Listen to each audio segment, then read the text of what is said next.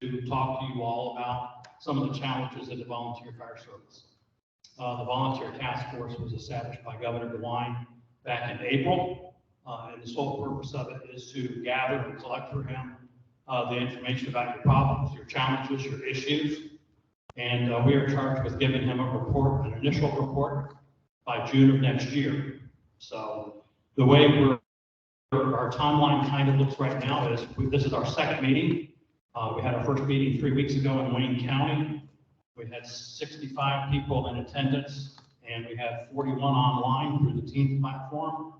So we got a lot of good information. I think that meeting exceeded our expectations for what we were looking for. We expect the same thing today. We're here to listen. We don't have any answers, and we're not going to make any promises. So fact gathering is where we're starting. We've got 3 other meetings after this, statewide.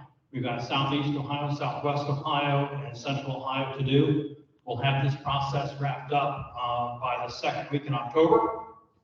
And then you should start seeing, probably in the next 2 months or so, an interview, or not an interview, a survey that we're going to send out to all responders, targeting primarily volunteer community only. We're going to ask you questions about why you want to be a volunteer. We want to know how long you've been a volunteer. A lot of very basic questions, but we also are going to have a separate interview for the chiefs. For the chiefs, we're going to have some more pointed questions. For one thing, I want to know when your department was formed. And I want to know that because we have no idea. We have no record in the Fire Marshal's office of how old many of your departments are. We don't have it. And I was in Pomeroy, Ohio a few months ago to help them celebrate their 175th anniversary of the Volunteer Fire Department, which is amazing, absolutely amazing.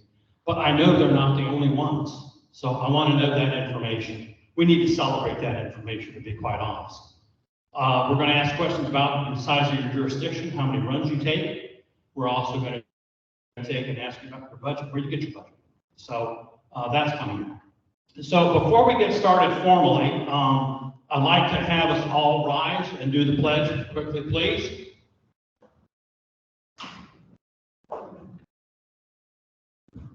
Pledge allegiance to the flag of the United States of America and to the republic for which it stands, one nation, under God, indivisible, with liberty and justice for all. And I also would like to take a moment to honor the 5 fallen firefighters in Ohio that died this far in 2022.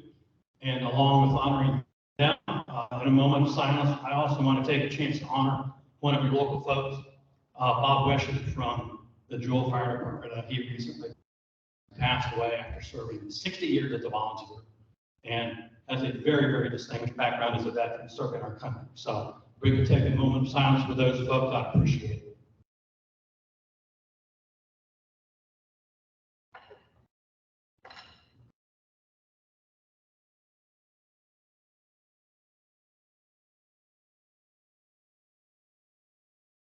Thank you. We have in the audience some members of our legislature. Would you please rise and introduce yourselves? I want to make sure to acknowledge you wherever you are. Paul, Ohio House Representative, District 44. Okay. Good afternoon. I'm Baraj Gambari. I'm the state rep for Wood County and completed the 36-hour volunteer fire course as a state rep. Outstanding. Hi everybody, I'm Frank Riegel, and I represent the Ohio Ladies Second House District. I live in Defiance, and thanks for having me today, and I'm really looking forward to learning a lot today. Thank you. Good, thank you. And, you know, everything that we do, we can't do without the help of our legislators. So I think it shows a big commitment on their part that they're taking time out of their schedules to do what we're going to do, which is listen to all of you. So thank you again for being here. I'm old, I've got to look at my nose. Real quickly, let's start introducing the task force members. I'll start on the end here.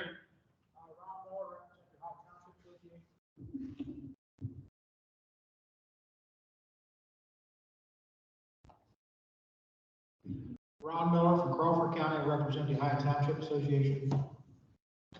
I'm Tom Bentley, from here in Wood County. I'm representing the Ohio Society of Fire Service Instructors. Mark Stahl, Wood County Commissioner, representing the County Commissioners Association of Ohio, and also at the time in chief of the Allen Clay Joint Fire District. Ed Kozel, Rome Township Fire Department, Nashville County. Jack Smith, Superintendent of the State Fire Academy. Abby Schaefer, Legislative Director at the Ohio Department of Commerce. Rachel Conklin, Special Projects Manager for Department of Commerce. Thank you. Rachel, can we do our online task force members? Yeah, so we have Charlie Dixon, Aaron Jennings, Dean Fidel, and Matt Jastek. And that's all I'm seeing currently. Okay. So this is the task force. This is most of us. From our first session that we had, we learned how to do things a little bit better. So for this session, what we're going to do first are the in-person comments from all of you. And then we'll take a little 5-10 minute break in between. We'll come back in the second part, the second hour, we will focus on comments from those that are on the Teams platform. And hopefully we'll make it flow a little bit better. We're allotted 2 hours to do this, but I will tell you quite honestly, we went 3 hours in Wayne County. We'll be here as long as we need to be to hear from all of you. So I'm not going to worry about the timing. Does anybody have any questions before we begin? Okay, I'm going to circle back around here, sit down. And we have a microphone that we will pass out through the audience to whoever wants to go first.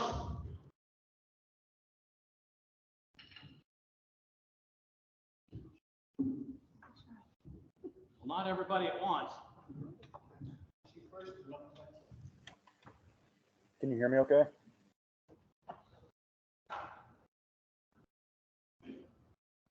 Hello. I'm the first one, so I'm a little nervous. Would you please give us your name and what department you're with? Sure. My name is Joe Fenneman, and I'm on Allen Township Fire Department, just north of Finley. Been a volunteer since 2004. Been a volunteer firefighter in the state of Oklahoma for a few years, and then here in Ohio for the majority of years, EMT. And I'm a baby instructor. I just got my instructor cert. I teach down at Apollo Career Center, and I also have my live burn card as well. And I would say probably, I'm a true volunteer. I got in at an older age and got addicted to being a volunteer firefighter, and I absolutely love it. It's been one of the best things I've done. So first of all, I appreciate all what you're doing, because I know this is a definitely need. My own personal experience going on runs with being very short-handed. We cover I-75, we cover a lot of industrial areas. We have industrial mix, and there's plenty of times that there's two of us.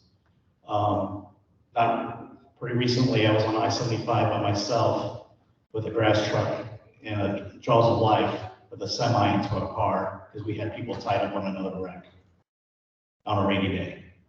So the need is real. We're short-handed, and that's why I came today. So in my other life, what I do for a living is I own an executive recruiting firm. I've been in HR for about 20 plus years. So I've been around a little bit when it comes to retention and recruiting. I brought some bread to the table today. I hope this is what this is for right here, is to tell you what my thoughts are, and I'll try to make it brief and quick. From a recruiting standpoint, I think just like every other recruiting, like I recruit professionals, I think firefighters as well, is getting communications and getting resources out to early on in the schools. We've done a pretty good job locally going into our high school and talking to juniors and seniors and presenting what the opportunity can do for the fire department and for them building their career. We realize a lot of them are probably going to land for us for just a short time and then move on, but that's okay with us as long as they help us out and spend some time. The bigger thing that I see and I wanted to bring up today, I'm very passionate about, and I absolutely don't mean this any other way, because training is extremely important. I'm not trying, I'm somebody who trains firefighters at this point. and at my age and where I'm going. But the 36-hour course, what I see, I have to say the best way I can is it's so much PowerPoint driven.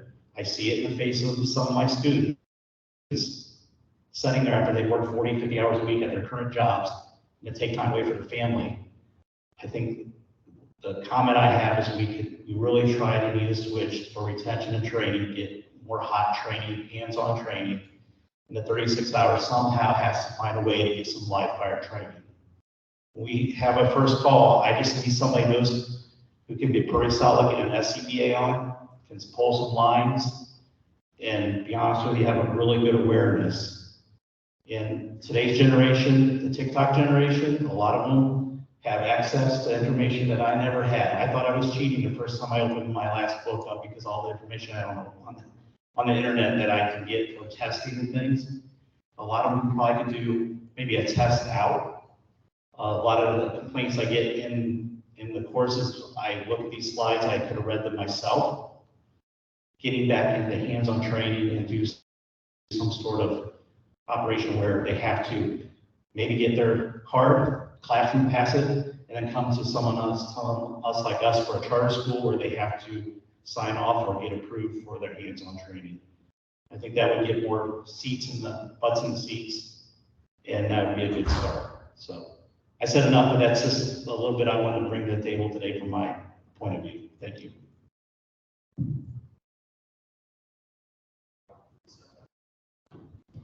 Thank you, Chief. On the 36-hour training, let's talk about that a little bit more. What other ideas or comments or complaints have you heard about that course specifically?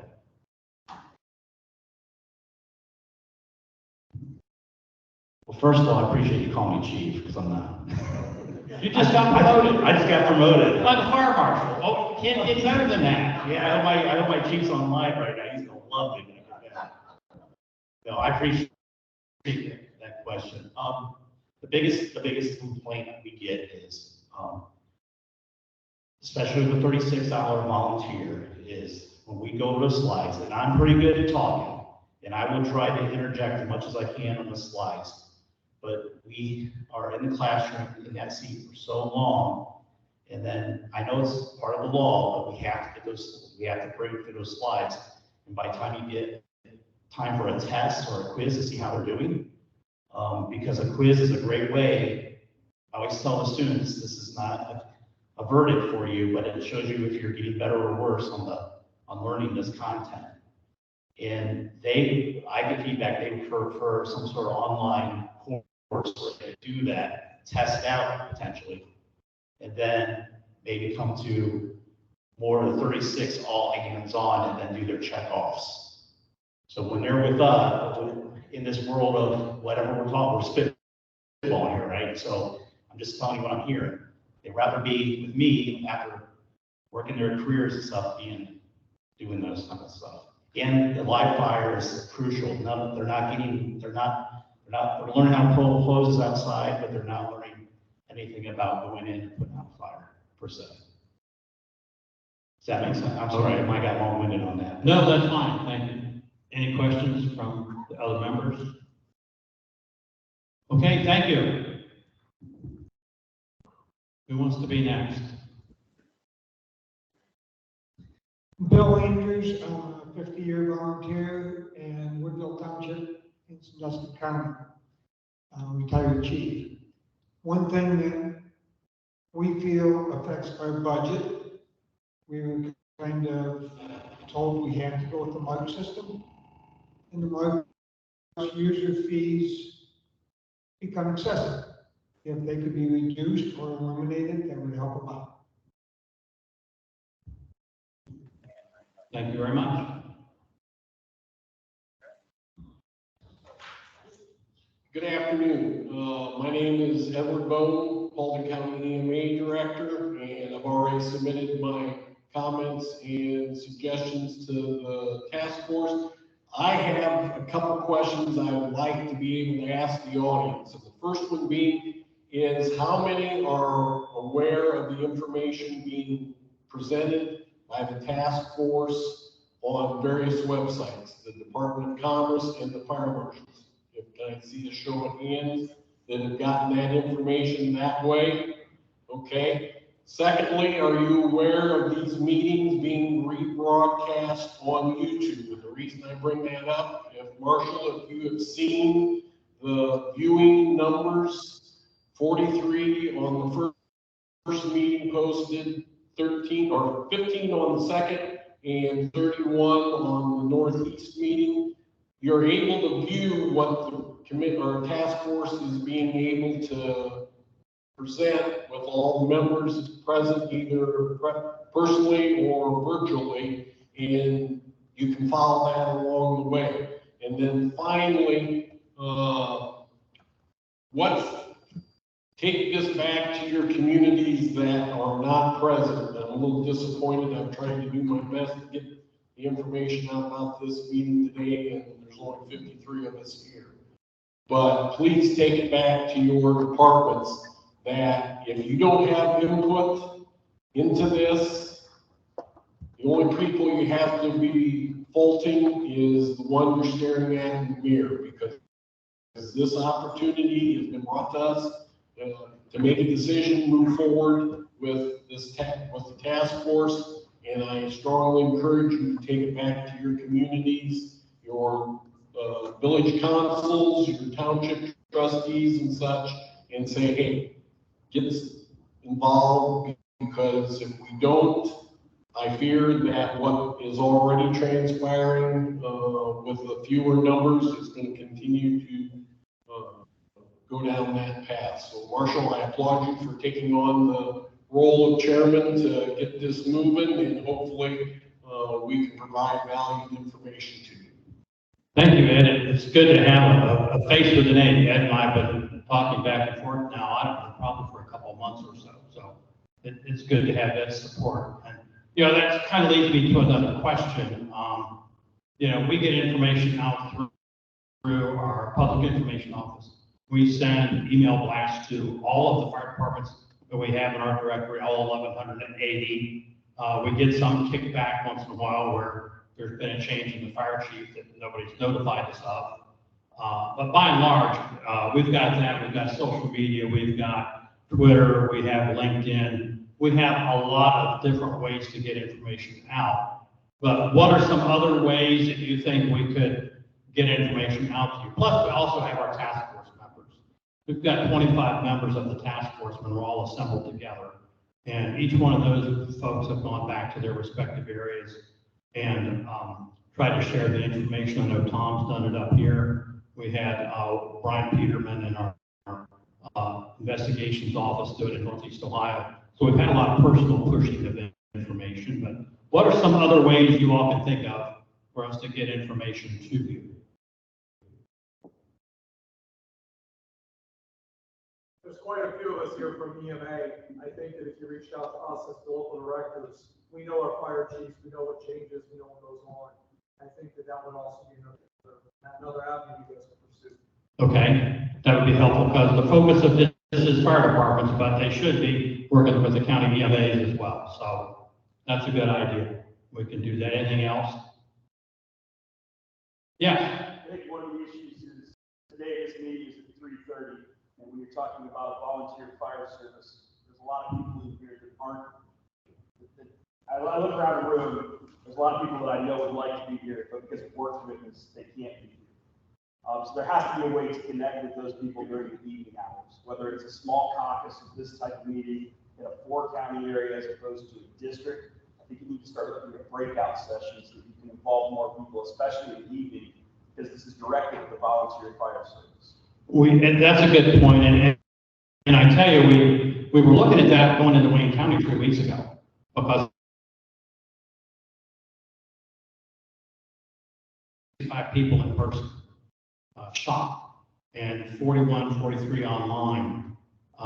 We were also shocked at that. We've offered the Teams platform for some folks that can't be here, but what we've also done is we've included 2 Saturday meetings and a Wednesday late in the afternoon meeting, I believe. So they're not here, they're in other parts of the state, but you know, those are options. Those are options. but hate to have somebody travel from up here to Southeast Ohio for the Saturday meeting, which is coming up this Saturday. But that's always an option. If you want to drive that far, you can. But we just didn't have enough time to change this time. We just didn't. We'd already made arrangements with the school. We didn't want to upset their plans. And quite honestly, 3 weeks ago at the same time, we had 65 people. So we were hoping we'd have something similar. So, but that's a good point. Now, the other thing is we're on a short timeline. We've got to do this as quickly as we can. We've got recommendations to do. We've got to get the survey done, get that distributed to everybody, get those results back. So we could have done more if we'd stretched this out. I just don't think we have the option to stretch it out, if that makes any sense. The governor would love to have this report tomorrow, but we need to do a lot of due diligence in the meantime before we can give him a report with recommendations that are relevant and hopefully address the problems. So thank you. Anything else?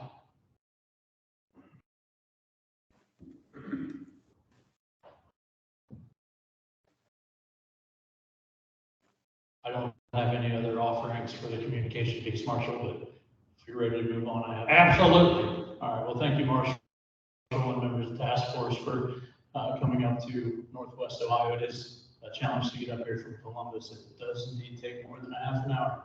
It does, I was shocked. My name is Chad Allner. I'm the fire chief at the City Department of Fire and Emergency Services. We are a career department, the only career department in our county, and rely heavily on volunteer departments in our county for mutual aid. I began my career as a volunteer firefighter in 1995 in Darke County at Arcanum, and have continued to pursue the fire service as a career for the last almost 28 years now. Fortunate to have a career position, but I know we're here to talk about the volunteers today. And several questions that were shared with me by chiefs from Shelby County who weren't able to be here.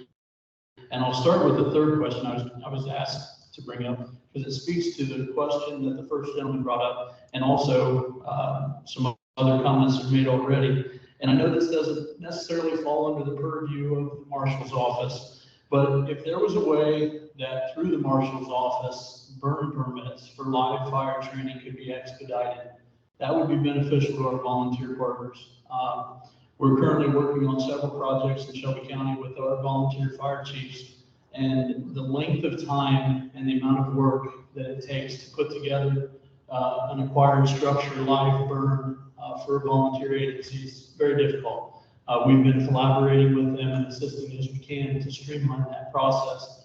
But if there's any way that the Marshal's office could assist the volunteers in getting that paperwork completed so that we have a safe burn, that we care for all of the requirements of the NFPA standards, make sure that it's a safe environment to train in, but just assist them in some way. That was one question that they had for me. Do you have any follow-up on that one? Any questions from the task force on that one? And I'm guessing that's with the Department of Public Safety right now. Yes. And EPA and RAPCA and all the ands. And sir. Another question that they had, we mentioned earlier in this discussion that timing is impeccable for volunteers. Generally, when we need them, they're at work or they have busy lives just like everybody else. And the question was, how can volunteer chiefs and chief officers get some assistance from the Marshal's office or the Ohio Fire Service in general to recognize some of the training that they get that isn't necessarily, doesn't have CEU fire service behind it, but they're all professionals. They have jobs where maybe they're engaged in confined spaces in their work. Perhaps they are leaders in their industry and they engage different leadership topics. Would there be some way that those type of trainings could be recognized in an effort to demonstrate their professionalism? I tell them all the time, and like the gentleman to my right, I'm also a fire instructor and have the opportunity to train with our volunteers regularly. And professional is a mindset, not a paycheck. The people that do this job, out of the goodness of their heart, they're just as professional as those of us who are blessed to do it for a living. As you know, many volunteers can't make time to do the Ohio Fire Academy leadership, but we get many of the same trainings in their own industry. So do you have any questions on that? So before I came to the Marshal's office, I was at Division of EMS for about a year and a half and doing those audits of continuing education and that aspect of the job. Under OAC, the local fire chief does have the authority to sign off on that list of things that you've seen, that you're talking about. And I've seen some novel things on the list, some good, some bad. Some of the ones that seem to stretch a little bit are serving at the bean dinner, the spaghetti dinner, dressing up like Santa Claus or the Easter Bunny. I understand Santa Claus is the world's foremost authority on chimney fires, but dressing up like him doesn't count for Con Ed. Those types of things. But I've also seen some, to your point, Chief, things coming out of industry, business, professional leadership development, and those things. I would suggest that this folks contact Division of EMS on the front end so that they get just to their 54-hour minimum requirement, and then they don't risk something not being counted.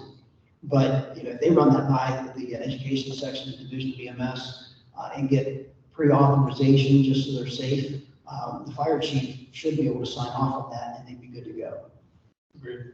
And I think the heart behind this question was more of the fire officer 1, fire officer 2 components, which are sometimes difficult for a volunteer. They would have to take a week of vacation, or those who work in industries where there's shutdowns, if those shutdowns just so happen to align with the class at the academy, to get that fire officer 1, fire officer 2, 3, and 4 designation. These chiefs that I work with in Shelby County, they're every bit as good as I am at doing this job when it comes to operational aspects, and I think they deserve that recognition. And I know that fire officer 1 through 3 and 4 classes aren't strictly operationally driven. And when we look at those administrative acumens and those type of things, I think that there could be a possibility to explore how could we recognize them, at least within the state of Ohio, with some type of leadership certification. To your point there, if there was any silver lining in the COVID cloud, it forced us to, by shutting down the State Fire Academy, it gave us the time to be able to do what we've been wanting to do for a long time, and that was move a lot of our lecture-based classes to an online delivery. So during the pandemic, we were able to, we offered about 80 different classes from fire recruit to fire chief, and we were able to move 26 of those to an online delivery, and another 8 of them hybrid, where the lectures are done online, the practical skills are done at the academy. Going forward, what we're doing and intend to do is pick an officer 1 class, for example. We're offering that online during the business day for paid folks, on campus, for paid folks as well that just do not want to try to do it online. And then we're doing an online delivery in evenings and weekends focused just on the volunteers. Now, we, as the State Fire Academy, designated by U.S. Fire Administration and the National Fire Academy, as the state training entity, we have to follow the NFPA. We don't get to Ohioize anything and do away with part of the NFPA standards, especially when it comes to those professional qualification standards that the curriculums are built on. One of the problems with Fire Officer 1 is that NFPA has 2 prerequisites. You have to be an instructor and you have to be a firefighter 2 to get into the Fire Officer 1 program. So what we did was, it's not IFSAT accredited, but it's Fire Officer 1. We did take out the collective bargaining content because that's not germane to a volunteer department. And we eliminated those prereqs, and that is delivered exclusively evenings and weekends online. And we've been filling up the classes because of the demand for that. And our strategies and tactics series is online now as well, both daytime, evenings, and weekends, to kind of meet some of that gap. Excellent. One more thing in that vein is, take a look at our training grants. We've expanded the number of courses that are authorized for use of the training grant. And we'll continue to do that, especially for the volunteer sector. Because a lot of our grants, last year we distributed about $10.5 million in grants just through the fire marshal's office, primarily for probably 90% of the volunteer fire service in Ohio. I know that's just scratching the surface, but I know it helps where it can. But look at that as another option. But like Chief Smith said, we're going to continue to go down that road, looking at online for the courses where it makes sense. There's a lot of courses we just can't do that with recruit training, EMT, technical rescue, all the other courses we have. They'll have to stay the same as they are. But COVID did give us that opportunity to take and force us into that position, and it's been very successful. The Academy has had a lot of increase in participation in those classes because it's just a lot easier for people. And we understand that. Sure. And to your point, Marshal, the grants that were offered several years ago for firefighter 1 certification, that bridge class and the training that went along with that. I know a lot of departments in West Central Ohio took advantage of those grants, and we have a lot of volunteer firefighters in West Central Ohio who are now firefighter 1 certified because of those grant dollars. So that work is appreciated, and like you said, it definitely needs to continue. The last thing on the wish list from the Shelby County Volunteer Fire Chiefs, again, a big ask of the State Fire Marshal and this task force, because I know that NIMS and ICS is a FEMA program and a much larger program than what the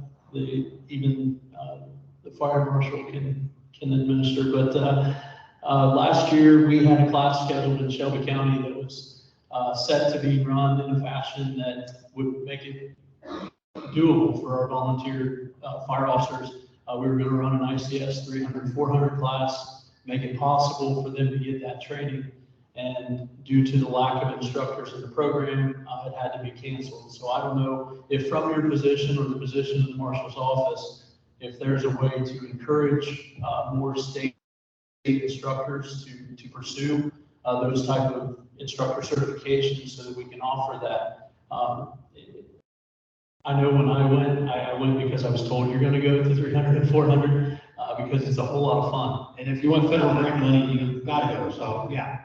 But in retrospect, the training that I had in that ICS 300, 400, it does make sense for our chief officers and fire officers to have that knowledge, to have that experience, to be able to work within the national framework, because there are disasters that do occur not in the metropolitan area or urban environment, and having that knowledge, it'd be vital for our volunteer officers to be able to obtain that. Very good. And I know statewide that was a problem last year, and that's an area we've never taught those courses. But I know several of those courses got canceled statewide for the very same reason. So there's a sizable number of people who need that training who just can't get it right now unless they either A, go out of the state, or B, go to the U.S. Fire Academy to get it. Chief, you have any insight on that? Yeah, as we know about it. We'll see what we can do working with our partners in the Ohio EMA. Any questions from anybody else? Okay, well, thank you very much from Shelby County. Thank you. Hi, good afternoon, Marshal. I'm Doug Poole. I'm the fire chief from Bryan, Ohio. I represent also the Williams County Fire Chiefs Association. We are a combination department, but the other 9 departments within the county are strictly volunteer.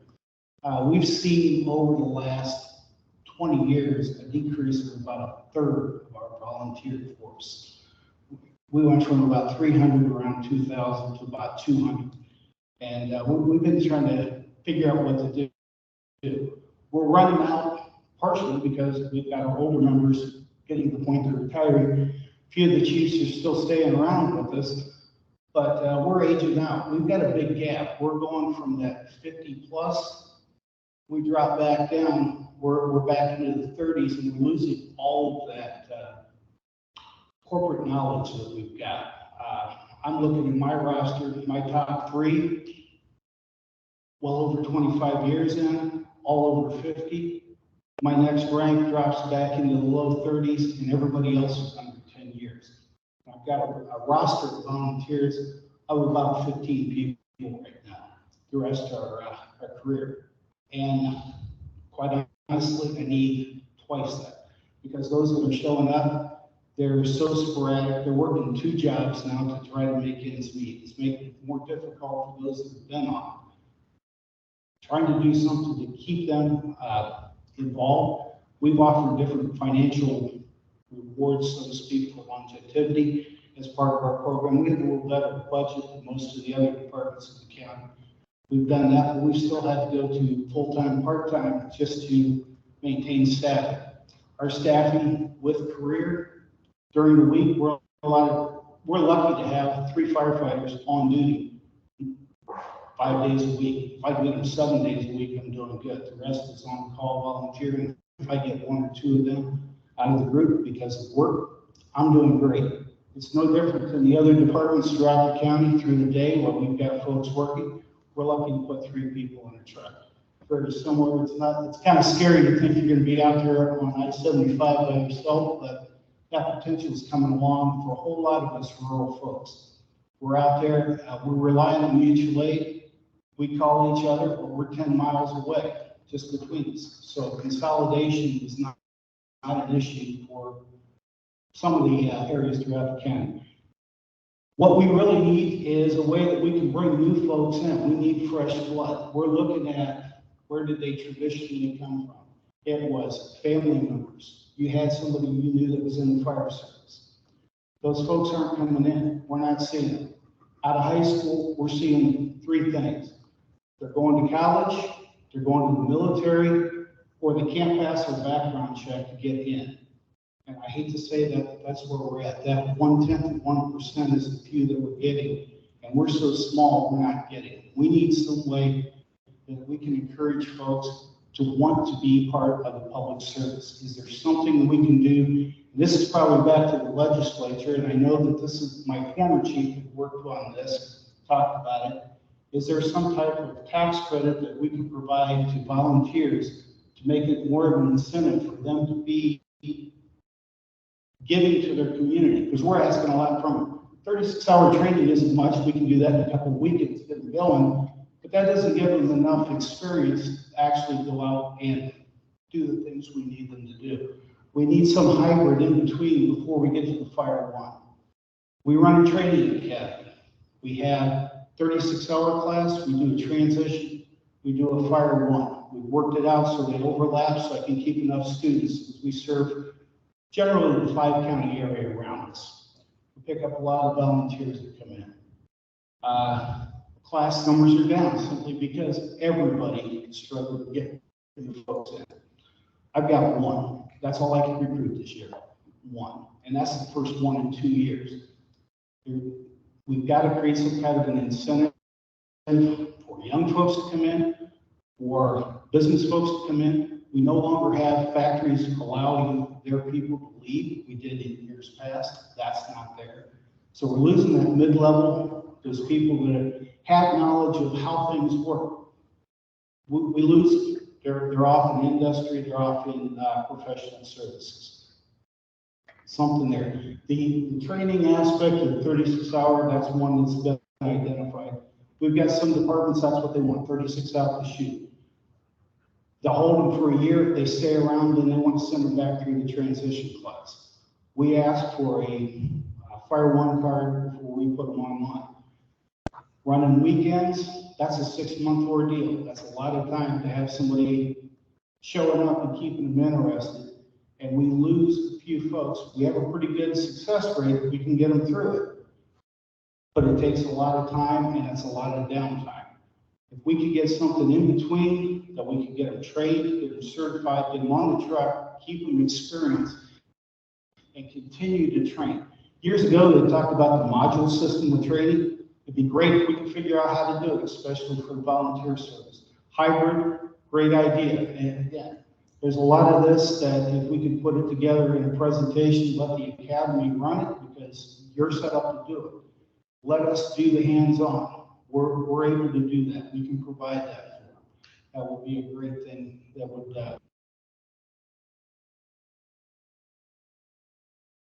and this isn't so much again for us because we're a little bit better funded, but the rest of the departments, one complaint I hear about some folks at Fire One, it's great that your grant's there and it's going to pay for the training we use. We take advantage of that and we appreciate it. The one that really hits the smaller departments is the physical, 1582 physical. Trying to get that and. What are your prices up here for that physical? Right. I paid almost $1,500 for the last guy I sent through. So for our friends in the legislature, there's a national level requirement that they have to pass a standardized physical for the entire nation, and that's compatible with NFPA standards, and that's what the chief is talking about. That physical is about $1,400. In other parts of the state, I've heard 1,500, I've heard 1,700 or more. So it's all kind of over the place. Under 2,000, but that's still a lot of money. Yeah, and it depends on the budget. I've got a department within the county, they work on a $20,000 a year operating budget. It's pretty hard to bring folks on and keep the lights on at the same time too. So, again, I'm representing not just myself, but 9 other departments in the county. Thank you. Thank you, Chief. And I can tell you that there's several things I want to throw out there right now before I forget. I'm not sure that you all understand how much you support Ohioans in terms of your response. Chief Cloud, where's Chief Cloud? Raise your hand. Chief Cloud is the chief of our Fire Prevention Bureau. And one of the many things that his bureau does is they collect all the NIFRS reports and the OVERS reports that you send to us because we make you do it under law. So it's a very accurate record for us. Last year, and correct me if I'm wrong, Chief, 1.4 million incident reports. That's what all of you, plus the rest of the fire service in Ohio, sent to our office. 1.4 million. So let's take away the big cities. Cleveland, Columbus, Cincinnati, Akron, Lima, all of those, Hamiltons. Take those out of the mix. Take some of the other smaller cities out. Guess what, folks? Who's doing the rest of those runs?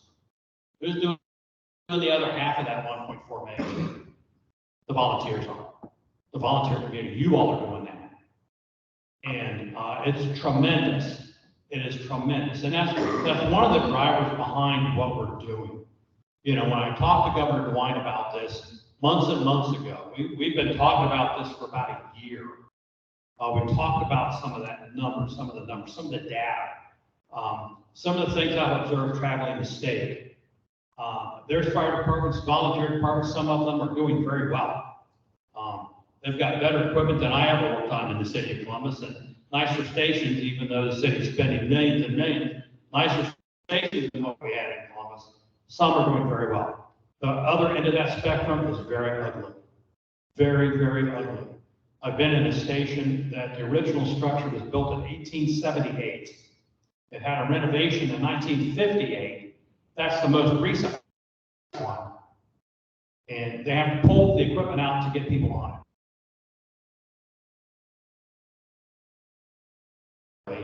That they've known for 11 years.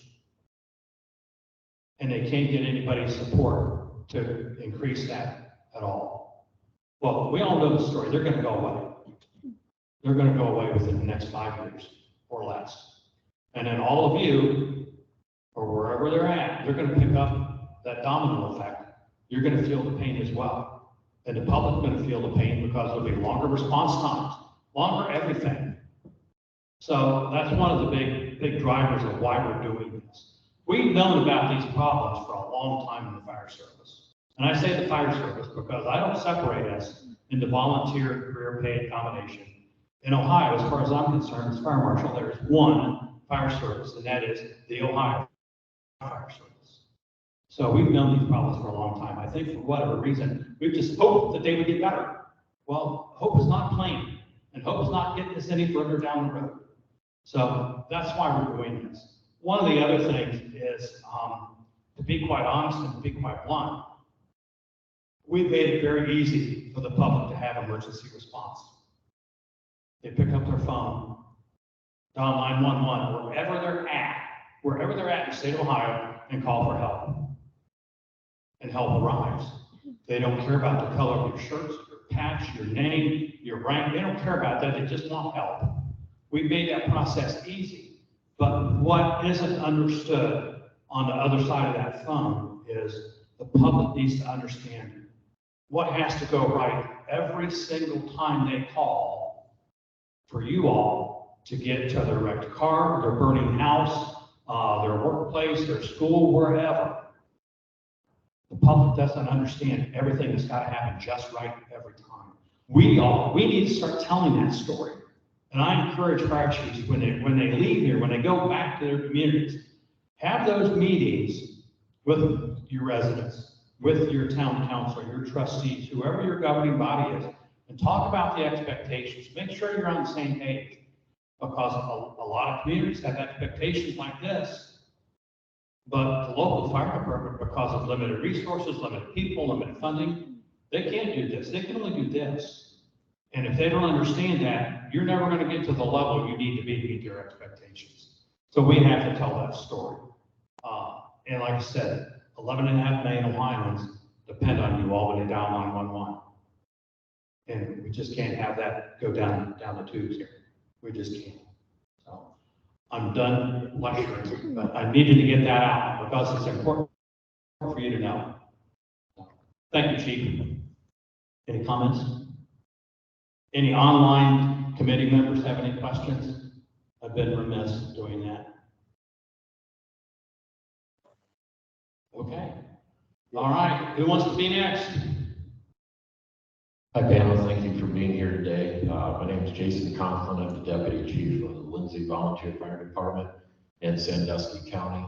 Wanted to talk a little bit about the recruitment retention piece. So several years ago, happenstance, happened to stumble across the Ohio Fire Chiefs Conference, got involved with that organization and been very involved with them since. Sit as part of the committee, the volunteer committee, of the Ohio Fire Chiefs Association. We've been talking about recruitment and retention for over 2 years now in that committee. We've done a lot of surveys. We've done some of these forums and went out and talk to folks.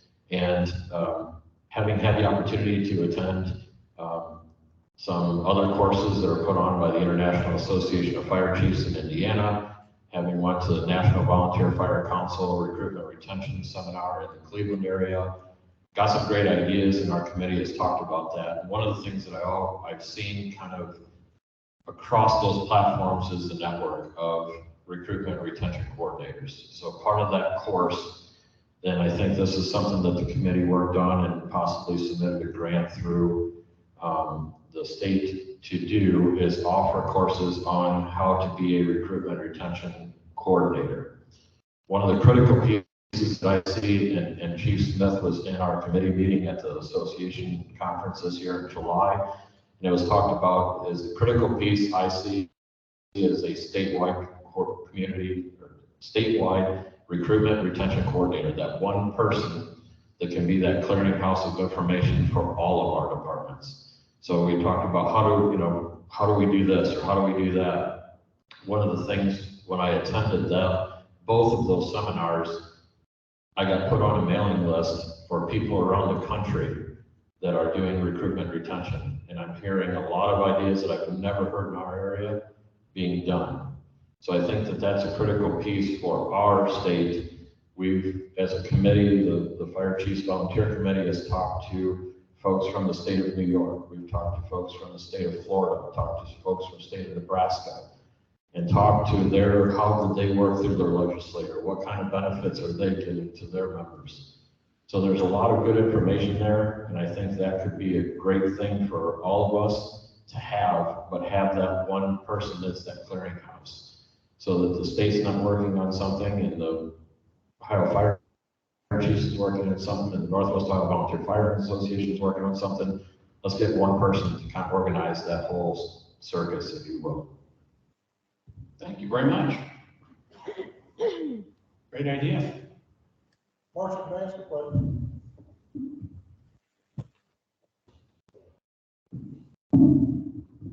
I don't know the answer to this, so maybe somebody else does. What does the Ohio 1-800 fire line thing still exist? Does anybody remember that? Does anybody remember that? 1-800 fire line? Thank you, Jeff. Just a couple of us do. Okay. Anybody up here remember that concept? Okay, so there were signs that were given out. You could, how long ago? 25 years ago, maybe 20 years ago? 20 plus. But the signs came through the Marshal's office. And it was volunteer firefighters needed, call 1-800 fire line. And if you called that number, someone, I don't know who it was down there, took your information where you were from, and then would send an email to, I think it was 2 or 3 departments in the area where they felt that the person lived, because not every department necessarily had a, you didn't have a fire department. So Jeff, is that you recall? Yeah. Chief? I can remember the emails, because we would get them, because like Perrysburg would be like Perrysburg Township, and then I would kind of route them to wherever. And I remember there was a grant, they did PSAs at night, the television and stuff, but who ran that? I don't know. I just know that I was a county association president at the time, and somehow they would contact me when they had an email. They would contact me, and I would send it out to whoever. Chief? That's still out there. I believe it's run by the National Volunteer Fire Council. Oh, okay. Website. Okay. Because every now and then we get those calls. Okay. I just had So it's still active. Yes. It's still active through makemeafirefighter.org. So sorry, it's me talking again. Okay. So National Volunteer Fire Council has a campaign that's called makemeafirefighter.org. It's a good campaign, but one thing I guess I go back to that our committee talked to, if anyone knows John D'Alessandro from New York, he put together a big grant for the state of New York. They did a big recruitment retention drive. Again, hired a statewide coordinator and did all that. And one thing he always says is recruitment retention is a contact sport. I'm telling you, we put a sign up on the wall that says call 1-800 make me a firefighter is going to do no good that the paper is printed on. We need to have that network of people that have that background. And the one thing, I'm going back to this idea, these classes I took in this network that I've been involved with. I had a lot of great ideas, and if we've all been to a conference or something or a seminar, and we go back and we have grand ideas, and we get busy, and it falls off our radar. Being included in that network, I'm getting those emails trickling in, and it's always in my forefront. It's always in front of me. And all of those new ideas kind of re-energize me to keep trying something new. So our chief's here today, and you can ask him. We've been really actively working on putting some videos together and going out talking in the community. It's a contact sport. I don't think we're going to be able to hang posters or advertise online, and people are just going to come flocking to us. Thank you. And we are, at the Marshal's office, we are going to do some public service announcements specifically for volunteer firefighter recruitment. Our communications team is, we're not doing it in-house. We're going to hire some outside professionals to do that work for us. That means that it's a little complicated because we have state purchasing regulations, rules, and policies to follow. But it's going to be necessary for us to get to the point where we need to be. We're going to have a 30-second and a 60-second PSA just to help you all begin to get that recruiting message out. That's one simple thing that we can do. So we are going to do that. I think you'll see that probably, hopefully by mid-spring of next year. It's a complicated process, but we need to do it. The other thing, which is a good lead-in, I brought this report to share with you from the National Volunteer Fire Council. It is the Volunteer Retention Research Report. It's dated in August of 2020, but it is a very valid and relevant document today. I would encourage you all to get it off of their website. It has a lot of reasons in here why people volunteer, and it also has a lot of the reasons we've not talked about, we're a little bit afraid of, which are the reasons why people don't want to be volunteers, reasons they leave. Some of the reasons are very ugly. We have to deal with those realities. But it's a good report. And the National Volunteer Fire Council did a great job with this. And, you know, all of our task force members have copies of it, and we'll look to this for a little bit of guidance. But that is key. And, you know, when we started this, we kind of postured the word recruitment before retention. I kind of wish we could go back and call that back and have that word retention first and recruitment second, because I'm afraid that we're going to spend too much time on recruitment and forget about the people we've already got. They're going to feel like we're not doing anything for them.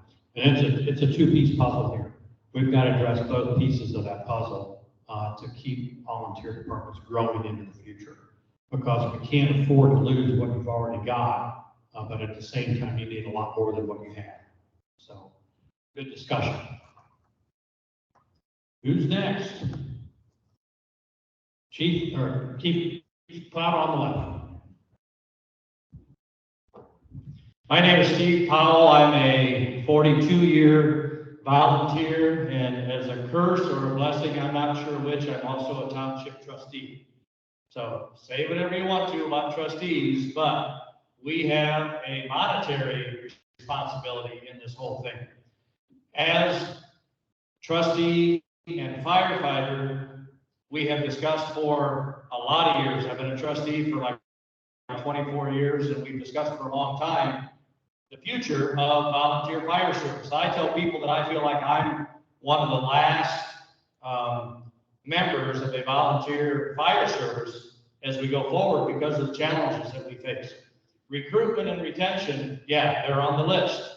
But there's three other things that I think are on the list that we've discussed and we're working on. One of them are fire districts. And anytime we have a discussion about fire districts, we get frowns, we get negative feedback because of local pride, because of time, just like with mutual aid, because of time getting firefighters to the scene and that kind of thing. Fire districts, even though that's what we did with our EMS service, we share 2 townships, paid EMTs and paramedics that are providing that service.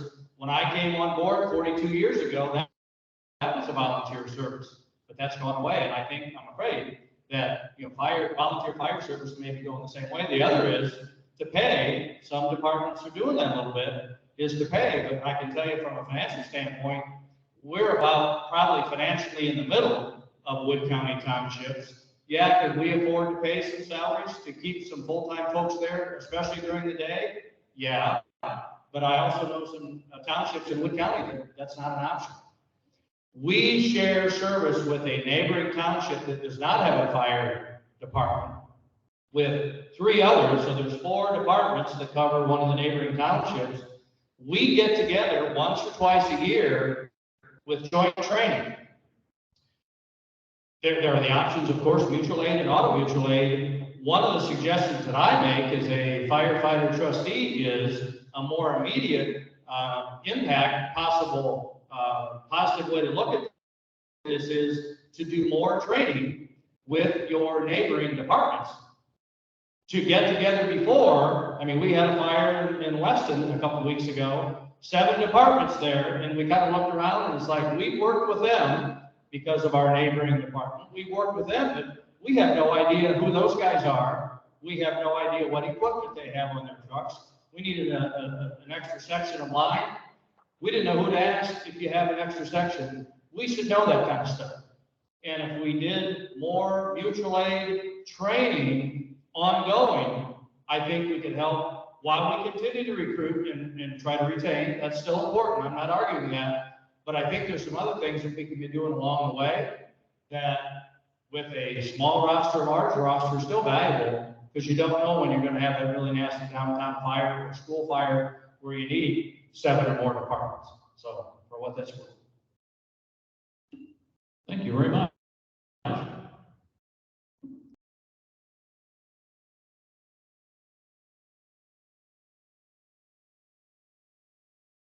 Next. Marshal might be. Hang on, Ed. Okay.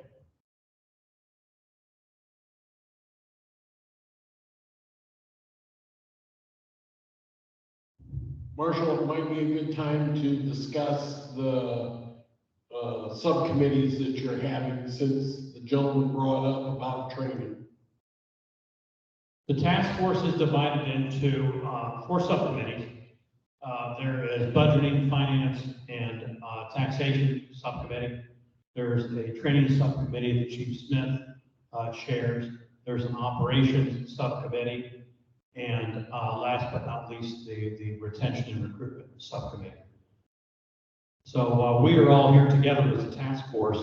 All of the members of the task force are also meeting away from here in their subcommittees to talk about each and every one of those respective issues.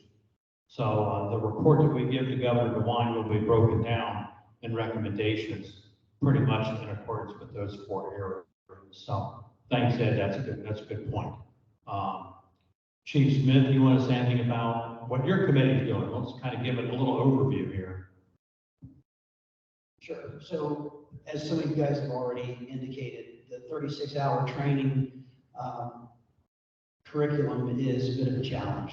For those of you that teach it or have gone through it, you know that 17 of the job performance requirements out of the 26 that make up firefighter level 1. Any of you who are instructors, teachers, educators know that no one, child, young adult, learns very well or very efficiently if you throw so much information at somebody so fast that they can't retain it, can't absorb it, synthesize it, apply it in the real world. And because of the 36-hour constraint that is in state law and Ohio Revised Code, not administrative rule, that it says thou shalt, the 36-hour volunteer fire certification will not exceed 36 hours. So as instructors, we are forced to shoehorn so much information into that 36-hour window that it becomes very ineffective. And most all of us are very much hands-on learners anyway, as opposed to more academic aptitude, if you will. And it's just the type of learners that we are. I think that's part of what that action-oriented, hands-on aspect of who we are is what drives us and attracts us into this business.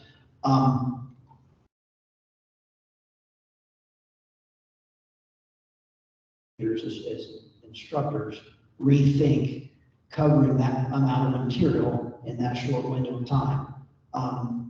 There's a lot of things going on the national level.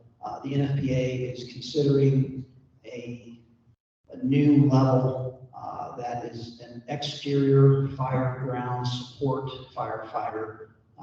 That would be a curriculum, something less than firefighter 1, that includes no interior firefighting at all. I think that gets us somewhere too close to where we want to be. But one of the things that I've been networking with my colleagues out west, Montana State Fire Academy, Kansas State Fire Academy are some of the ones who have seen the most success with this, is that they have, you've heard of flip the classroom and blended learning models and all different types of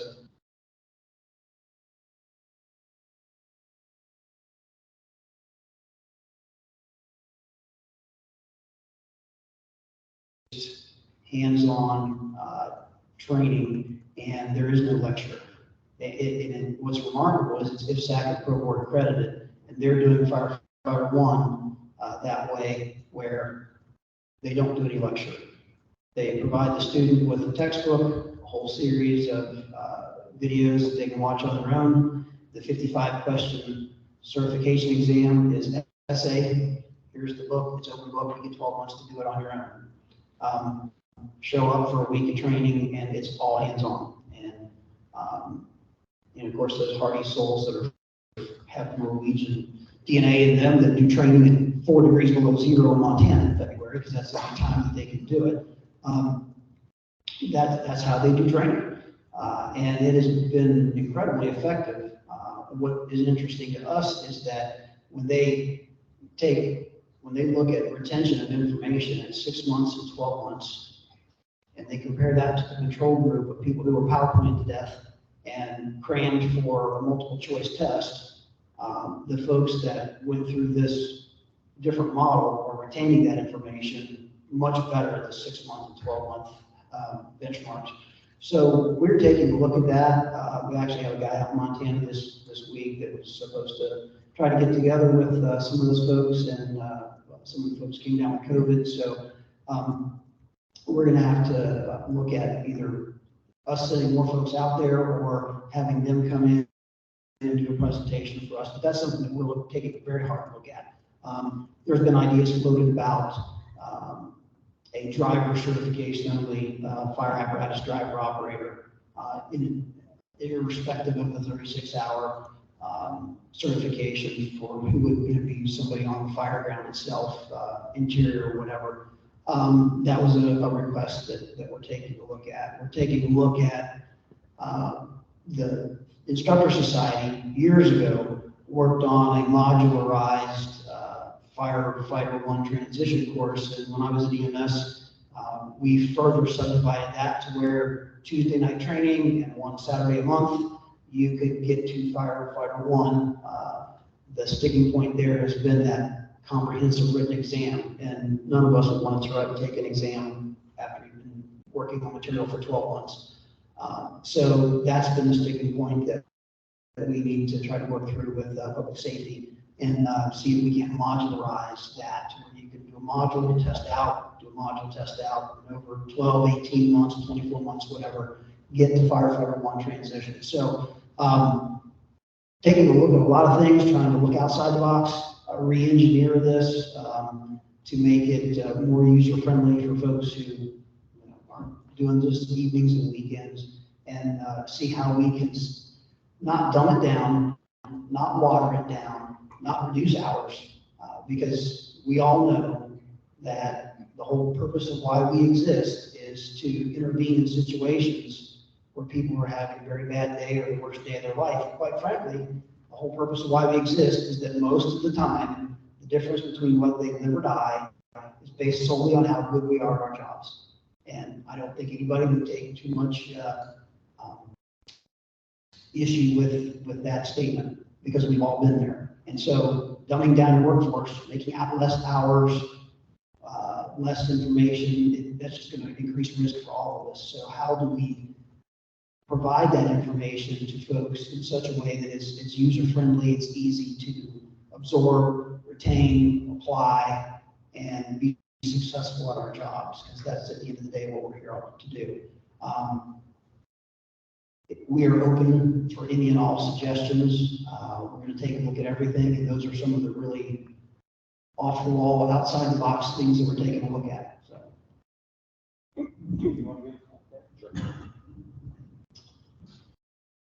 We're on I represent the Finance Committee.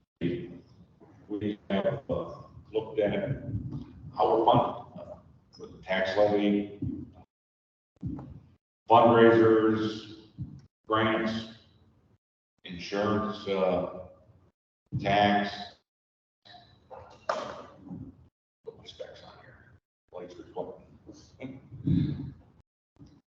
Income tax, and even been thrown out there the gas tax addition. So looking at that, and what are our budgets? What does it take to run a fire department that may have 60 runs a year, or one that has 560 a year? We all know that same structure fire in any town USA is going to require good equipment and personnel. Now, does everyone run EMS? Some do, some don't. What are our true needs in fire service? And that might be a hard pill to swallow. Everyone would like a 6-man cab, $750,000 engine. But when you go in service with 1 or 2 consistently, does that make any sense? So, we're here to bolster and increase our firefighters in numbers. But when you're running mutual aid with a tanker, do you need that 6-man cap? We're not here to tell you what you need. We're asking you to think, what do you need? Identify. So, a tanker that costs $390,000 versus one that's $790,000. You be the judge. And we're open to everyone's comments. What are our true needs? And of course, the more firefighters, the more cost to outfit. What's everyone think it costs to outfit a firefighter today? And I'm not going to include a radio because probably a lot of us already have the radios, but SCBA turnout gear. What's an SCBA now? 7,000 plus. Turnout gear, 3,000 plus. Anyone has any ideas right now as far as funding the budget? Please speak up.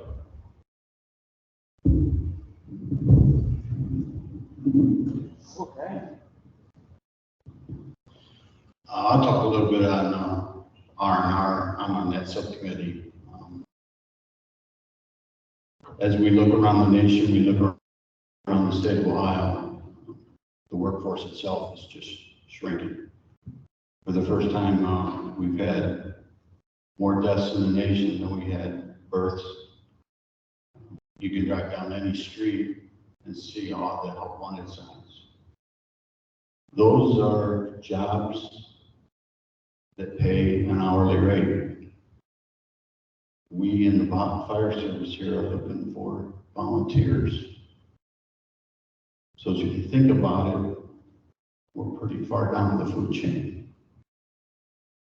I think why we think people are leaving, some of us older people that have been in the fire service, I think that's one of the things that the recruitment and retention subcommittee wants to make sure that we're on spot. What is the real reason that the people are leaving? And what is the difficulties that we're having recruiting people? We need to hear from the young people that are coming in, because as all of us old timers, we may think we know, but I'm not sure that we are exactly for sure why they're leaving. So when you get the survey, there's going to be many questions in that survey. We're really trying to drill down on why are these people leaving? Why are they staying? And quite frankly, who are the best people to recruit? So with that, we'll take all the suggestions that we can get, because obviously the R&R is a big part of this task force. So thank you.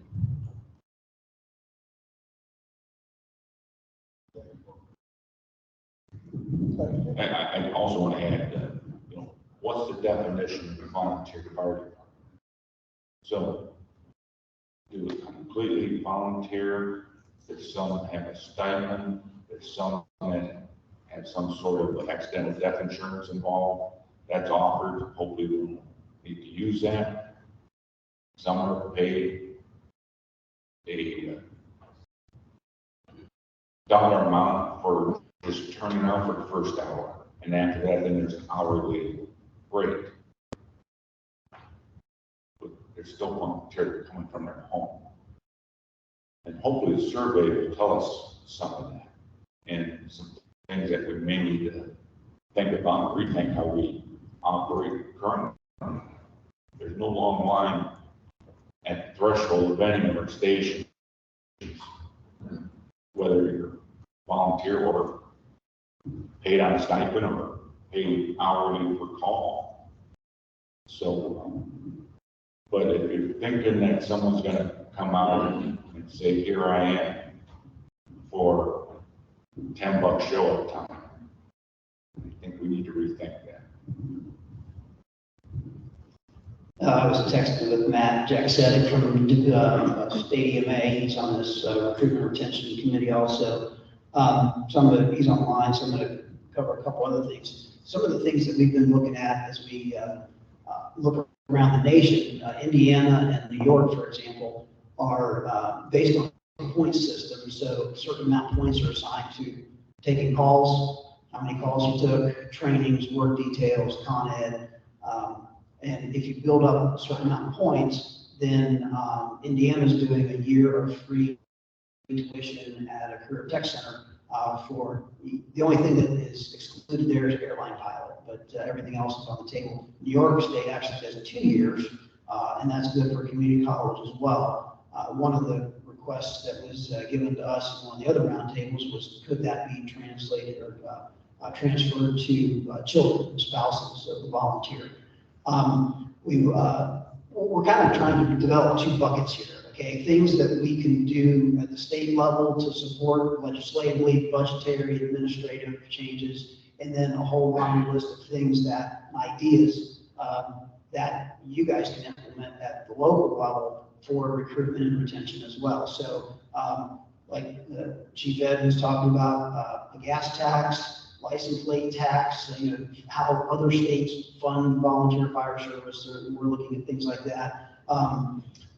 Possibly a state income tax abatement or return, for volunteer fire service activities, local property tax on your home property abatement if you're an active volunteer. Those are some of the things that we've been looking at and considering. As far as recruitment goes, one of the things that we see across the state already is the departments that really do not have a recruitment and retention problem are the ones that have cadet and explore programs, especially the ones that are tied to high school firefighter training programs. That's just a real good pipeline for them as well.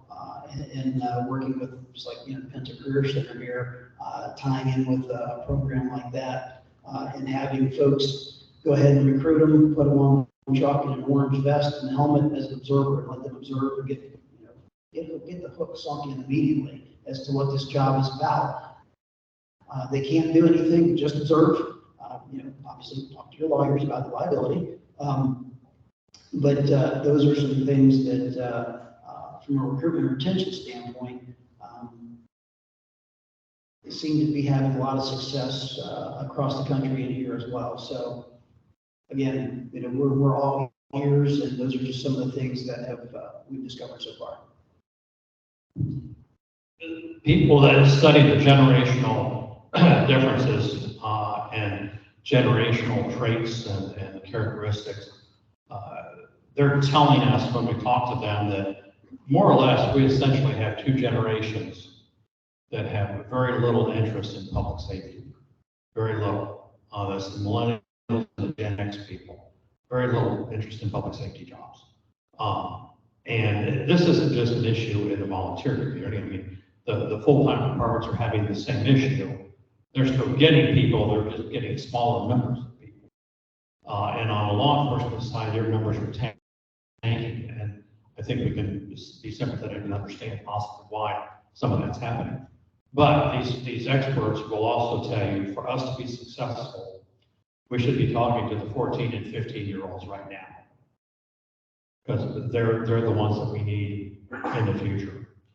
So what they're not telling us is, if we have to work with 14, 15-year-olds now, that means we've got 4 to 5 years of getting through this very difficult time of not getting new people. At the same time, everybody that got into the fire service after 9/11, well, guess what? They're retiring, they're moving on. But we've got to find our way through this. We've got to find our way through this somehow. So we're open to ideas, and that's why we're here. What other comments? Who else wants to go?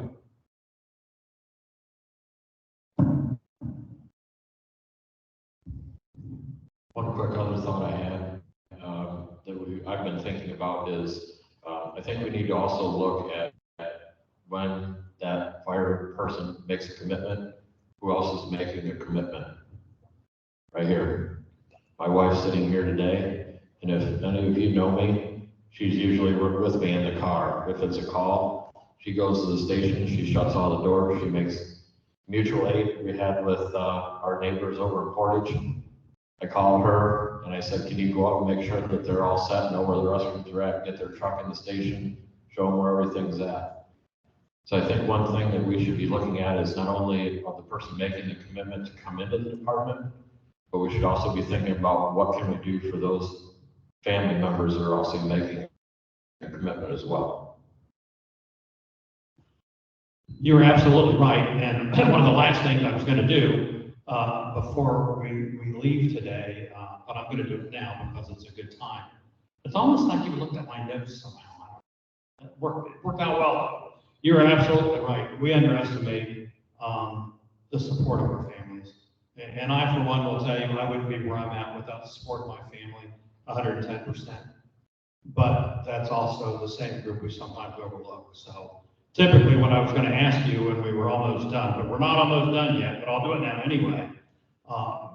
And I do this when I meet with County Chiefs Associations. I get some strange looks every once in a while, but what I'm about to ask is from the heart. I believe you should think about it, if not do it. And my request is, go home. When you go home, hug your loved one and tell them thank you. Because we all wouldn't be doing this without their support. And when we're gone, guess who's holding down the fort? They are, not us. And I will tell you, after spending 33 years with the city of Columbus, I had a little bit of a time after retirement to be retired before I moved on. And my experience went like this. I was at home, I had a little bit of time on my hands. We had some bookcases. I'm going, you know what, that would look better over here. This would look better over there. And my wife would see it and say, quit moving stuff around. And we have a few more little exchanges like that. And then one night, Atlas Butler called to schedule our winter furnace maintenance, our fall furnace check. And she's talking to him. I'm raising my hand. I'm going, I can do that. I can do that. I'm here now. I'm home. She completely ignored me, kept talking. When she got off the phone, this is when I got the epiphany. She looked at me and said, who do you think's been doing this for the last 30 plus years?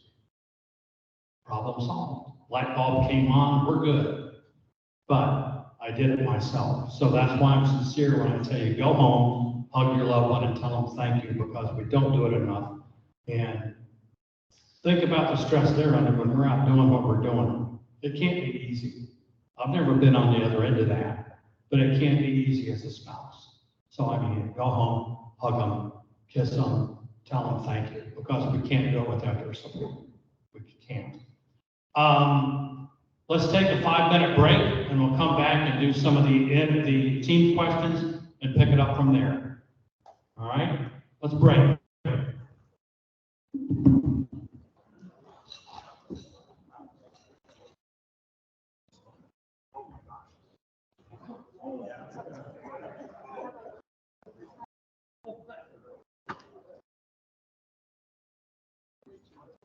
Thanks, Ken. There you go. Nice to see you.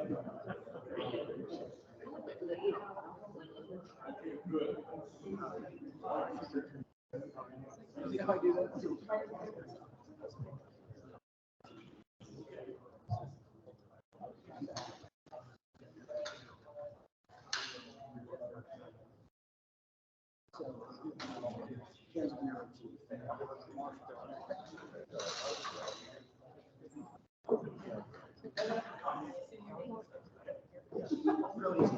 Common spelling.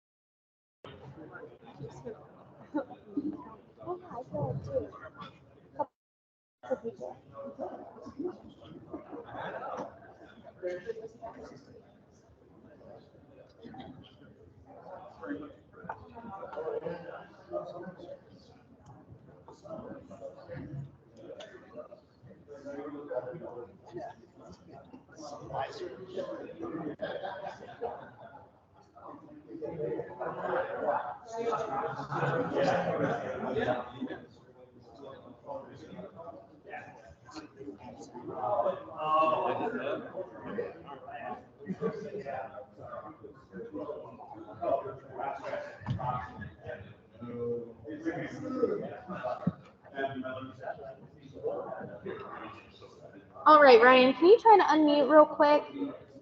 All right, folks, we're going to go ahead and get started with our next portion here.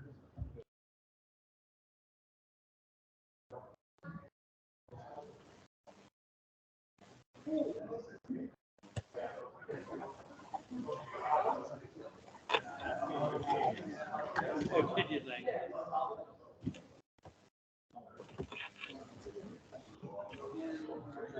Okay, can you hear me?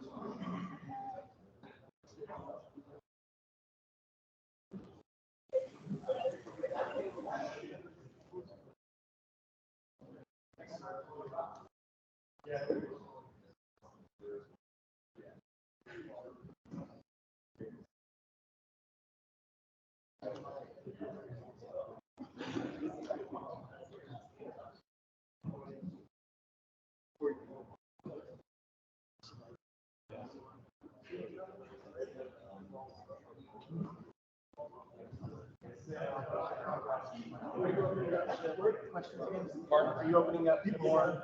Online, and then we'll come back.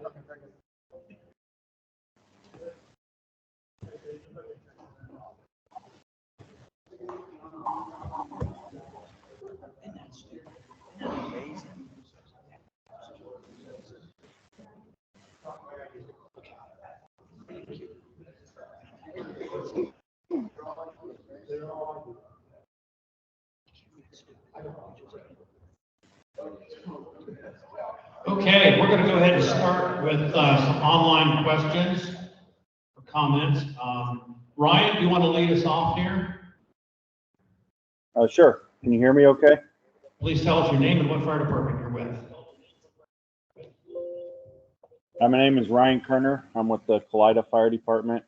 I'm also president of the Putnam County Fire Association. Can you all hear me okay?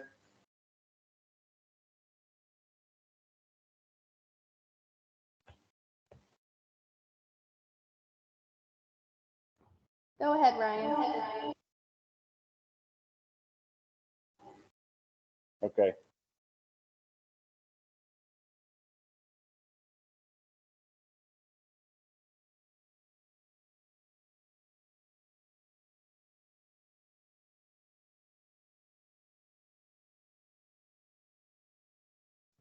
Ryan, you're muted.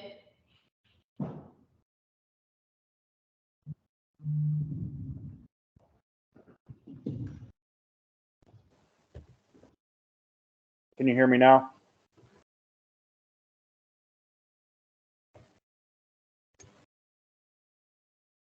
Yep, you're good. Can you hear me?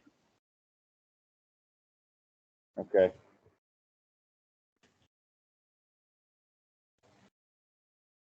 Can you hear me?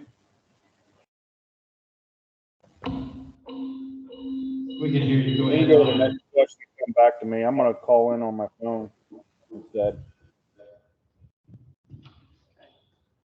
He's not able to hear us, I guess. Do you need to unmute that?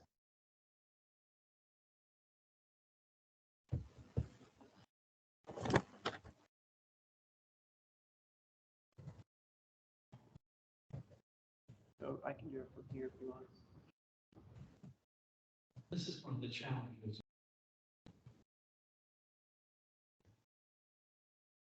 Ryan, are you there?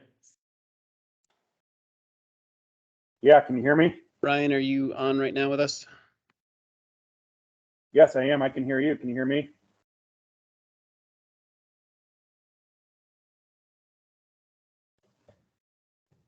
Can you hear me? Yeah, we've got you, Ryan. Go ahead.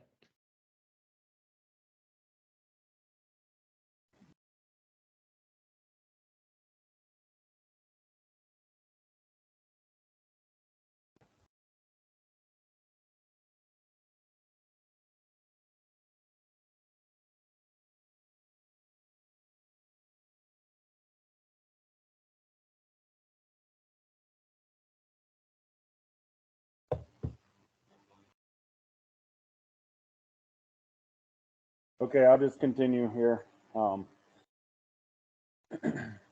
name is Ryan Kerner with Callida Fire Department and also president of the Putnam County Fire Association. And a couple of points I wanted to bring up, which we talked on a little bit before, and just the status on some incentives, property tax or income tax, some kinds of incentive to retain our volunteers was one note. Wanted to get some information on that, if that is a real thing or just rumors. Also, move on to the second one. What is the opportunity or what are the chances of the state of Ohio accepting other certifications from out of state, from another state that have a level 1 or level 2 fire certification? And will state of Ohio accept those to recruit additional folks?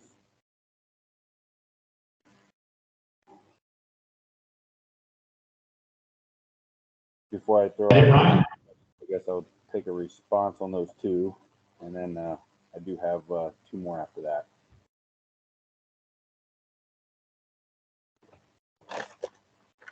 Okay, thank you.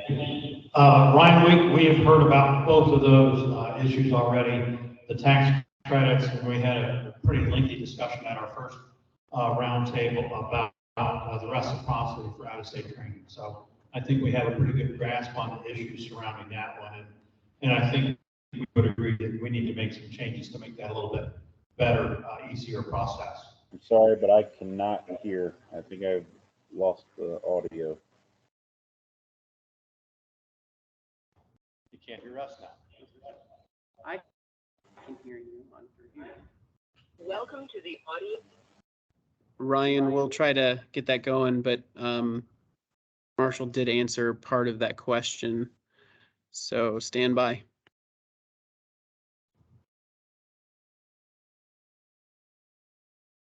Okay, can you hear me now?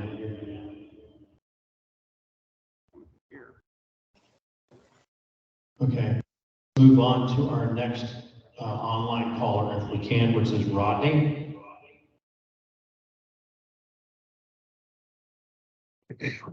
Good evening, fellas. Thanks for listening in on, some of our opinions on what we could maybe do to help us out a little bit. First of all, I'll say I'm a chief of a department in Wyandotte County. We actually cover 146 square miles in Wyandotte, Seneca, and Crawford counties. Combined fire and EMS calls on average are about 600 plus. So we do take a lot of calls. And one of our biggest hurdles is funding. It just so happens that in our area, for what we cover multiple county and state buildings, and they keep us pretty busy. And there's no way to collect any taxes or anything like that on those buildings.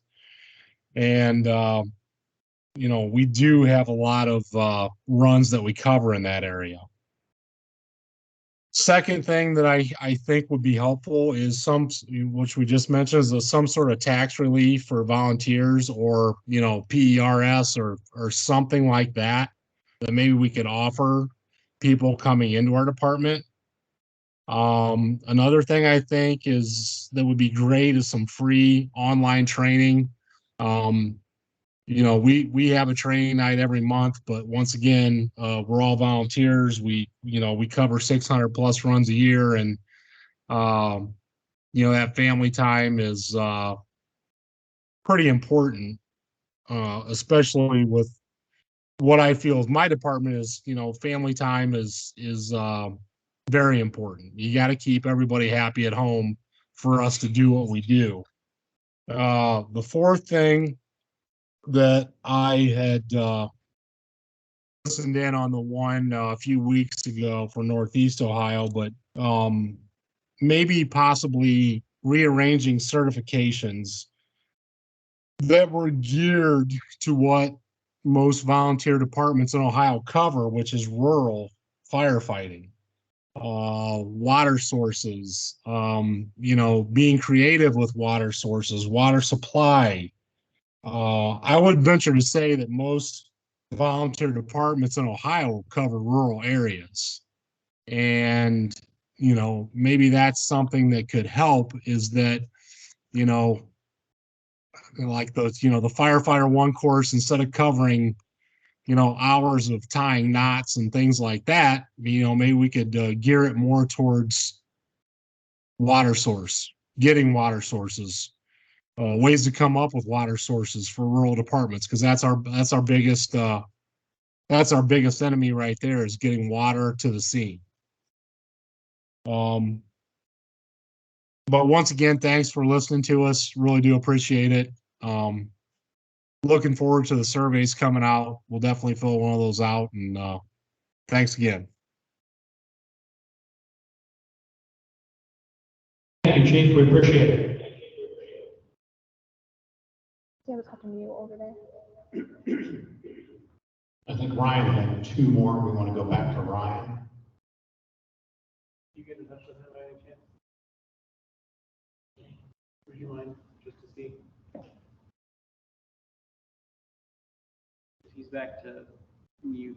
Well, Ryan, did you want to try to ask your other two questions?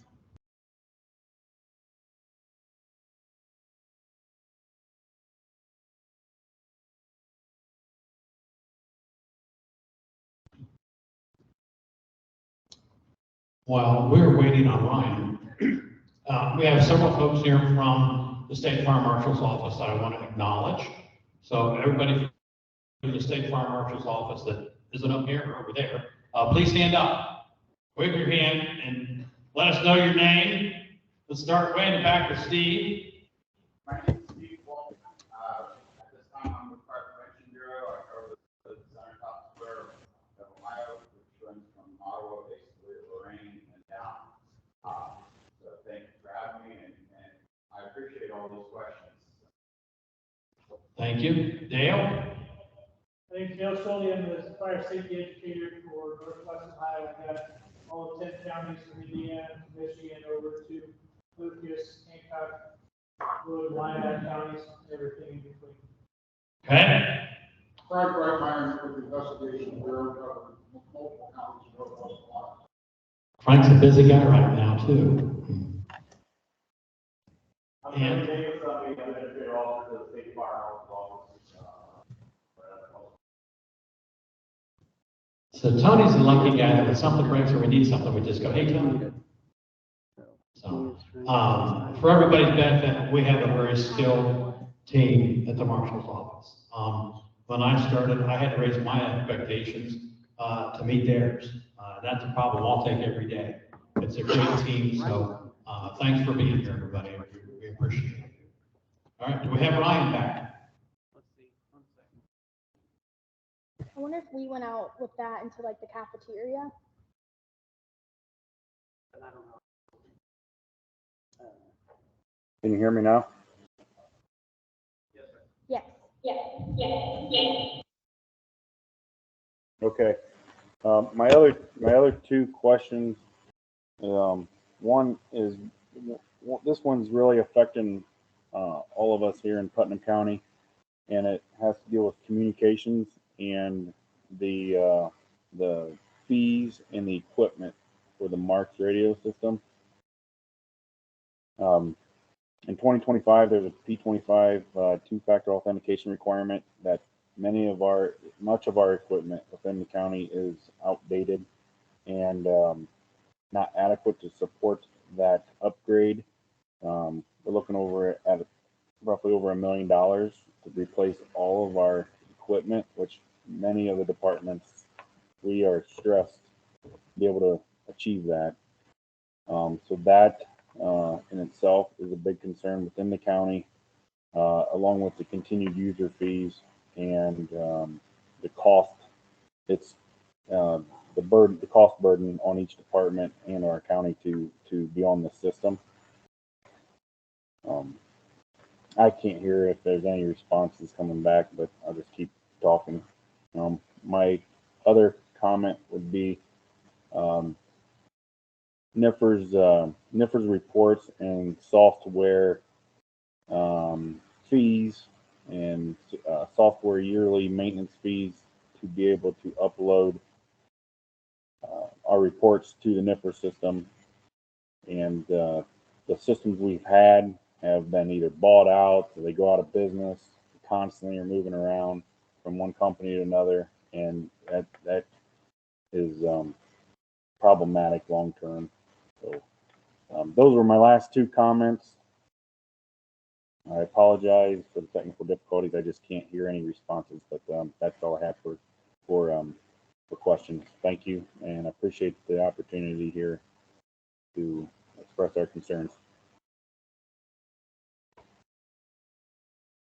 This version real quick here on Mark's radio fees. We've heard that everywhere we go, so we've kind of got that one. The problem is we're not the program office. We don't determine the fees. We just provide the Marks grants, but we'll certainly read that information to the Marks program office. The legislature has had some questions about Marks this last year, and I don't know if there'll be some changes there or not, but a lot of folks are looking at that whole fee issue. And I pay the fees too. We pay the fees. We've got people in the field with about 40 or so walkie-talkies that are all Marks capable. So we pay those fees every month as well. So we feel the pain. On the NIFR's reporting, the news is a little bit better. We're fully aware of the hassle and the problems you have right now with the reporting subscriptions and the monkey move around of all the different companies. We are right now in the process of the Marshal's Office of updating multiple software platforms. We have kind of a mess. We have systems that don't talk with each other, even though we're in the same division. We're slowly getting rid of those systems and replacing them with some newer software programs. One of the programs we'll have in place that Chief Cloud's Bureau will be working with probably in 2 years or less, if we can get it in less. There's going to be a reporting system that we'll make available free to everybody. We'll take and make it as easy as we possibly can, but we'll take that monkey off your back. That's something that we can do. It'll help us get faster reporting, better reporting, more accurate reporting, and we'll be able to do it to you for no cost. So that's just part of our software upgrades that we're doing, and we're excited about that. That's going to be a big deal for us. When we can get that reporting piece nailed down quite a bit, when we can get some other parts of data that we know we have, but we can't use right now, when we get to the point where we can get all the data in a consistent form, in a way that we can use it, we're going to have the pieces to conduct data analytics for you if you want to engage in the community risk reduction process, because that's a very labor-intensive process. We won't do it for you. We will help you work through the process, and we'll be your partner in it. But we will have the tools to help you all to do community risk reduction if you want to do that. Right now, we can only do this. We don't have the pieces, the data. We don't have the ability to use the data that we have. So some new software program is going to change that for us, and it's pretty exciting because we'll be able to help communities do that if you want to. All right. Any other online? Yes, we have one more from Christopher Daniel. Okay. Can you hear me?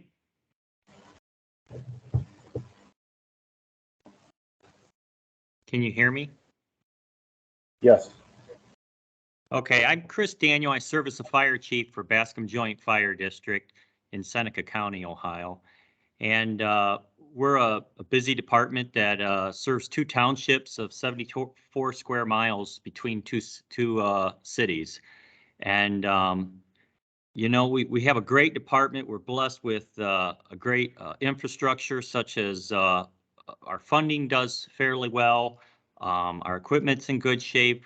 But you know, and even our roster we're 34 members strong in our all volunteer department. But one of the things that I've noticed over the years is our roster is getting older. And just as stated today, the Gen X's, the millennials, they're not as prevalent. I'm a Gen Xer myself, and I started Bascom in 1993 with 8 of us that was taking the first class, and I'm the only one left.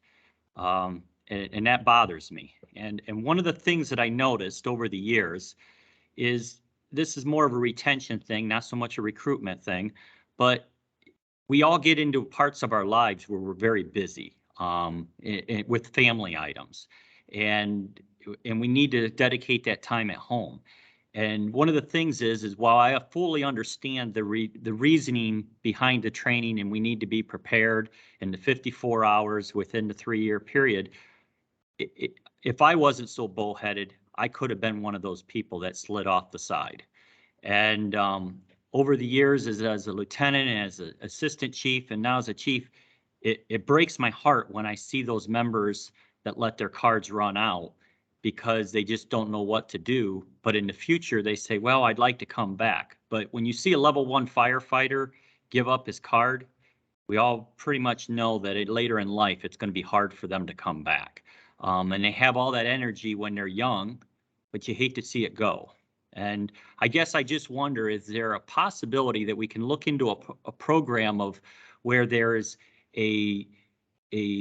basically a class that we have to take to get back in, or that test out that, hey, we don't, after 5 years, you can come back in, but you know, not everybody forgets everything just because it's 6 years out. That information that you learned in that 36-hour class, that level 1 class, level 2 class, whatever that class may be, a lot of it gets ingrained deep into our memories. And while we might become laxed about it and need refreshed, I think that there's possibilities that we can possibly pull back some of these that we lost. Does that make sense?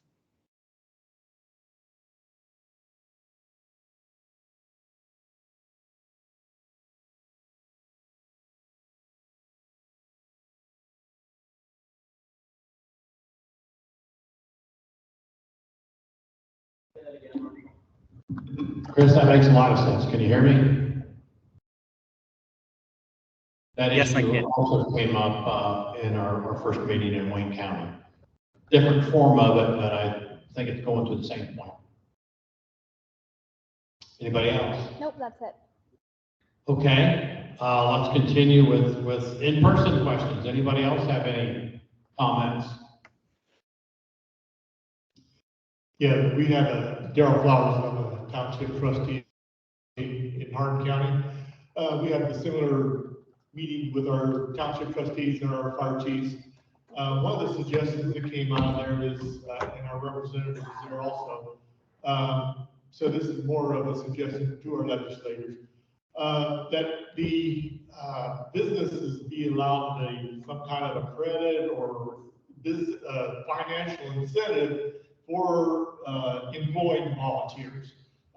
It would be helpful if they had, some knowledge, firefighter knowledge at their business to be the, first, nothing else, get the heck of people out of there, or, fire extinguisher training or whatever. So that was one of the suggestions that came from, not my suggestion, one of the suggestions that came from that meeting, that businesses be given some kind of financial incentive to hire volunteers. Another one for me is more of a observation. I graduated in '73, so I'm a product of the '70s. In the '70s, a 500-acre farm was a large farm. Now today, you're a part-time farmer if you have a 500-acre plot. And most of our volunteer fire departments in our area came from agriculture. And so with fewer and fewer family farms, well, the family farms are 5,000 acres now, with that fewer population in agriculture, there's the farmers were more flexible with their time. You know, they get off the tractor and go fight a fire and come back and get back on the tractor. It's not so much that easy with being employed now. So it's a structural thing, and we have to look at it that way. As far as financing, I think that's something our legislature is going to have to look at. Everything as a township trustee, our main focus is public safety. And everything under that umbrella is going to have to be looked at, whether it's our roads, our safety services people. They're all coming to the point where they're not being funded correctly. We get by with what we get by with. And John Q. Public's going to have to pay the piper on that eventually. And that comes from tax dollars. So that's my comments. Thank you. Thank you, and that's a good one. I can tell you from traveling the state, the funding model for fire departments, full-time and mostly volunteer, it's a mutt. It's a mess. It's a little bit of this, a little bit of that, and it's not consistent. And it's not even stable in some cases. And like I said earlier, we've got fire levies failing now, failing in Ohio. We've never had that in the fire service, never, but they are. And that's where I think that discussion with the volunteer chiefs and their community and their trustees is a very important one, because the citizens don't know what they don't know. And we're not the ones to pat ourselves on the back about everything that we do, but they need to understand that there's more than just picking up the phone and dialing 911. Like I said, a whole lot of things happen and have to happen the right way every time without fail to get help to you. The public needs to understand that. They need to understand that. And that it's not free. I mean, diesel fuel. Who's not paying more for diesel fuel right now? Raise your hand if you're not paying more for diesel fuel. You know, that's just one example. Equipment is another one. You know, I think my first fire code in the 80s, early 80s, was cotton duck, and the city of Columbus paid something like $300 for it. You know, you can't buy anything for $300 anymore. The price of fire helmets has skyrocketed. Some of the fire helmets are over $1,000 now. So imagine trying to be that volunteer just coming in to this and being told you've got to buy your own gear. That's a huge expense. So we've got a lot of challenges, but you're absolutely right. Funding is a big one, because whatever we recommend, it's going to have impacts in other places. And that's one reason the governor wants this report really as soon as he can. I mean, he wants it sooner than we can get into it, because there will be budget implications.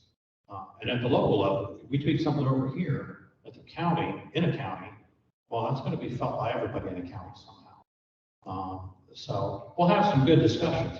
Fire districts was brought up earlier. Fire districts have a bad rap in Ohio, and I'm not sure why. Because if you talk to people that are in them now, they will tell you honestly, yeah, when we started out, it was bad. We didn't want to paint our fire truck red. We didn't want to do this. We didn't want to do that. But now that we've done those things, we all are doing better. And we all like what we have. We have resources. We have people now. We have stable funding. So that's going to be an option, you know, not for everybody, but it will come up in discussions. It will. Anything else? Any other comments?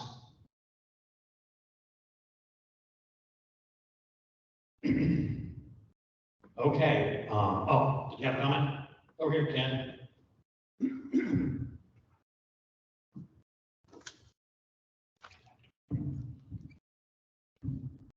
A couple of years back, the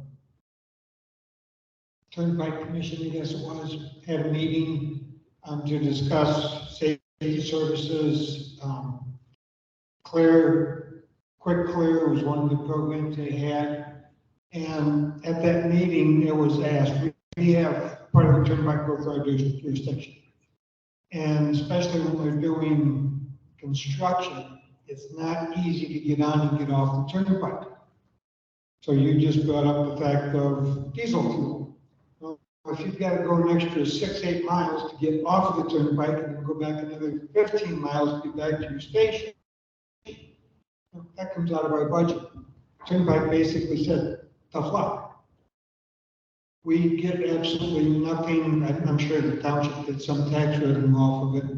But as far as fire department goes, we have absolutely no funding from the turnpike at all. And if you've ever been on the turnpike, you know how the idiots drive. And the guy that was on 75, I really feel sorry for him because it's the same thing. Okay, thank you. Any comments from members of the task force? Oh, if you haven't signed the sign-in list, please come up before you leave and do so. And do we have any comments from task force members online? Okay. I'm going to wrap this up. I'm going to do one more call for questions. Anybody? Okay, over here, Ken.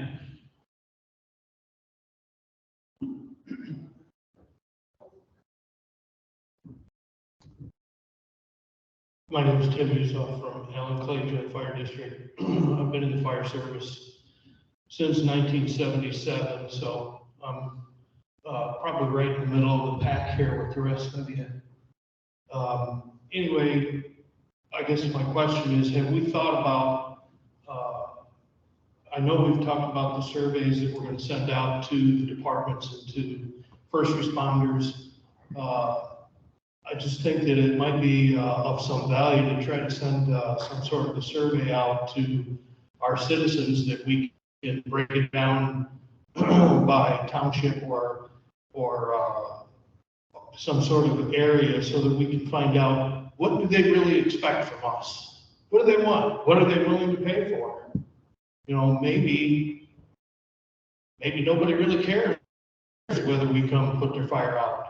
I'm pretty sure that that's not the case, but, you know, has there been any surveys on that? I'm not aware of any, but it's a great idea. And I mean, that's a perfect way at the local level for you to reach out and start that dialogue.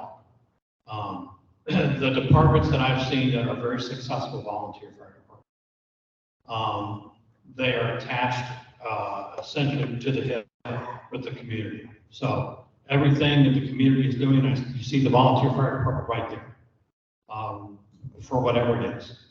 The departments that I see are struggling, there's that disconnect.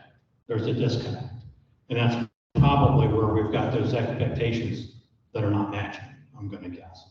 I think that's a great idea. That would be hard for us to coordinate with 1,180 fire departments and Lord knows how many jurisdictions and townships. But I think at the local level, that's a great way to have that conversation, or at least get it started. It's a great way for you to reach out to your trustees and say, I think we need to do this in your block. I think that's a good way because we have to communicate that message to the public of what it costs, you know, and get it nailed down, what we can deliver versus what they want. So that's a very good point. Has anybody done a survey or anything like that?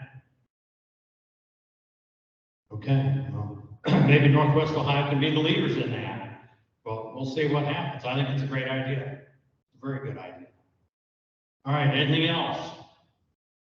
Okay. I'm going to wrap this up with a special announcement. One of the things that you're probably not aware of, and most people aren't, when I became fire marshal a little over 2 years ago, the position of chief deputy fire marshal was vacant. And it's been vacant ever since. And there's a couple of good reasons for that. Number one, until a little over a year ago, we had an embargo on hiring and filling vacancies. So we couldn't really hire anybody. So for the first year of my term as fire marshal, I couldn't fill that position even if I wanted. The other issue with that is I had to hit the ground running. You know, I came into this position with no chief deputy. So I'm the fire marshal and essentially also the chief deputy.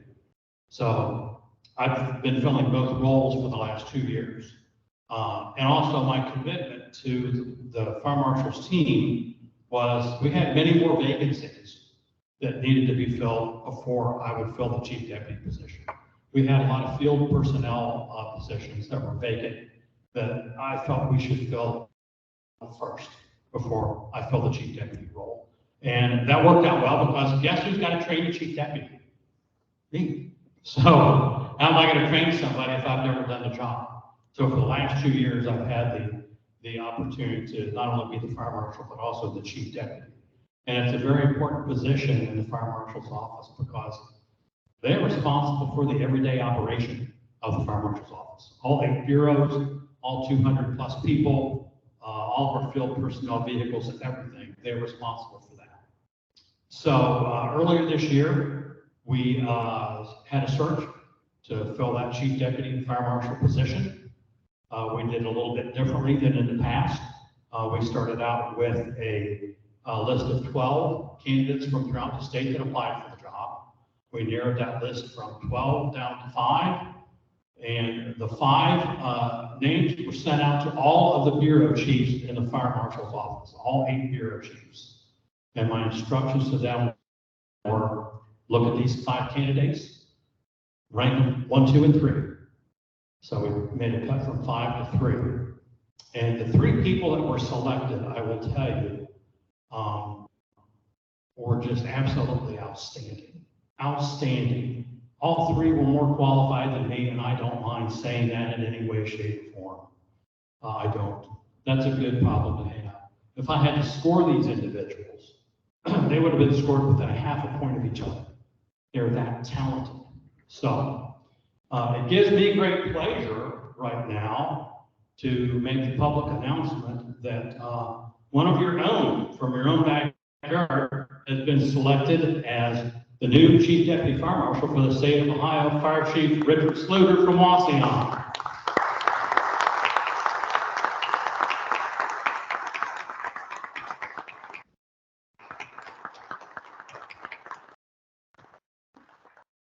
So this has been quite a process. Quite a process. We're glad the Chief's going to start with us here in a couple weeks. So I'll turn it over to you, Chief Deputy. Thank you, Marshal Ritter. First of all, I look forward to what I can learn when I go to the fire marshal's office. There's a great amount of talented people down there. I'm looking really forward to getting started. Also, I will make sure I'm not going to forget Northwest Ohio. I'm still going to be living here in Columbus, living down there a couple of days a week. Fortunately, I have a son at Ohio State, and I paid plenty for his place, so I'm going to use a little bit. But, I've been at Waseon for 32 years now, started out as a volunteer, so I know where we're at with the volunteer fire service. And my department's lacking because of the lack of volunteers. And so I'm going to work diligently with the committee, with everybody in the state to try and improve that. And I'm really excited about this opportunity to work with the fire marshal's office. So thank you. We are absolutely thrilled to be able to fill this position. And I'm telling you, Rick was the best of the best. I mean, he wouldn't be here if he hadn't gone through a pretty rigorous process. We've never done it that way before. I'm glad we did it differently. It's going to be good for the organization. And I think we're looking forward to some great things from Chief Sluder. So one more time, any questions? I want to thank everybody for being here. I hope the glare off my head's not been too bad. But we appreciate your time. We appreciate your comments. If you think of anything later, you can submit them to our website and make your comments part of the record. And you can call me, email me, get a hold of us in a whole lot of different ways. So thank you again very much. Stay safe, be careful going home. And please sign in the sign-in sheet on your way out.